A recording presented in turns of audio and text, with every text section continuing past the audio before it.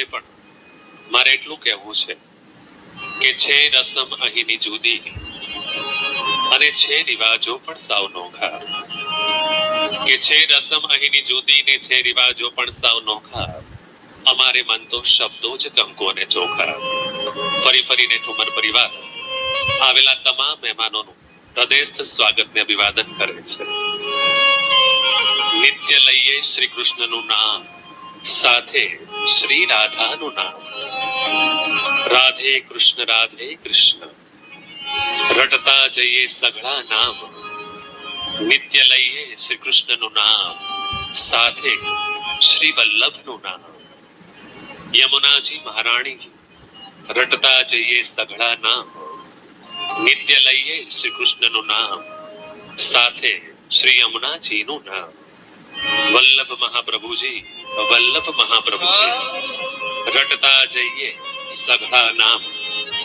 આવી જ સુંદર કથા ના દ્વિતીય દિવસની અંદર જ્યારે આપણે પ્રવેશી રહ્યા છે ત્યારે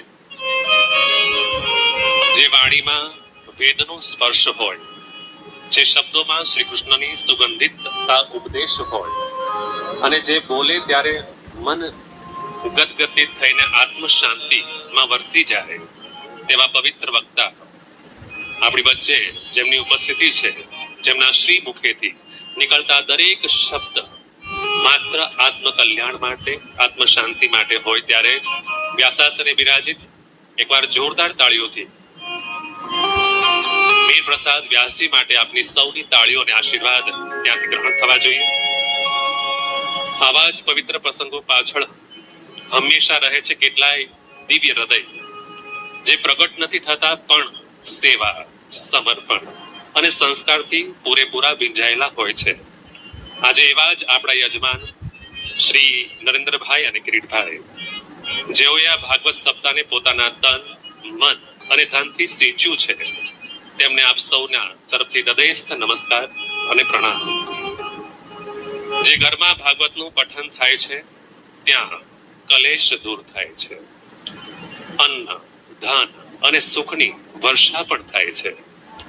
ભાગવત સપ્તાહ એ આત્માની સફર છે, મનથી લઈને મોહ સુધીની અને મોહથી લઈને મોક્ષ સુધીની આ કથા કે જેને આપણે શ્રવણ કરવા આવ્યા છે.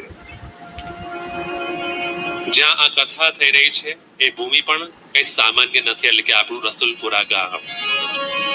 આ તો છે એ રસુલપુરા ગામ જેના દરેક ખૂણે સૌહાર્દ, સંસ્કાર અને સૌંદર્ય વરસે છે. અહીંના લોકોના ચહેરા ઉપરનું સ્મિત, તેમના હૃદયની સાદગી અને તેમના સ્વભાવની વિનમ્રતા એ જ તો આ ગામની વિશેષતા છે. એકવાર પોતાના ગામ માટે પણ એટલી જોરદાર તાળીઓ હોવી જોઈએ. સાથે શાંતિનો અનુભવ જ્યારે આપણે કરવાના છીએ, કાલે જ આપણને જે સૂચનો મળ્યા છે ફરીવાર એ સૂચનો આપણે દોહરાવી દઈએ કે જ્યારે કથા શરૂ હોય ત્યારે આપ સૌને સાદર વિનંતી અને પ્રાર્થના મંચ ઉપરથી આપને કરી રહ્યો છું કે આપણે બિનજરૂરી અવર જવર ટાળીશું. બીજું કે આ કથા પંડાલ છે એ પવિત્ર જગ્યા છે અને આ પવિત્ર જગ્યાની અંદર સ્વચ્છતા જાળવવી, સુઘડતા જાળવવી એ આપણી એક